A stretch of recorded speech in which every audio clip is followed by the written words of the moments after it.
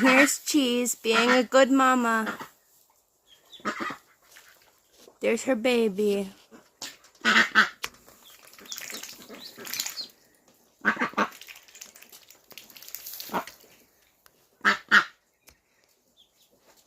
She gets very angry whenever I go in there. But to be fair, she thought that they all passed away, so. But they didn't pass away. There's still one left.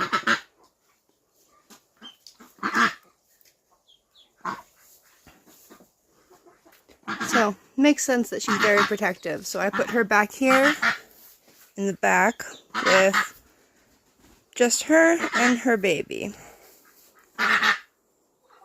So I have a separation. So only the chickens can get over the top, but they don't go over there and bug her. Yeah, she hates when I even look at her. But we can see her through the fence.